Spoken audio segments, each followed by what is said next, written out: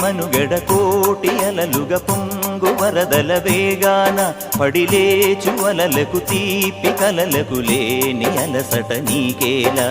నల్ల నల్ల నీళ్లలోన ఎల్లకిల్ల పడ్డట్టున్న అల్లో మల్లో ఆకాశాన చుక్కల్లు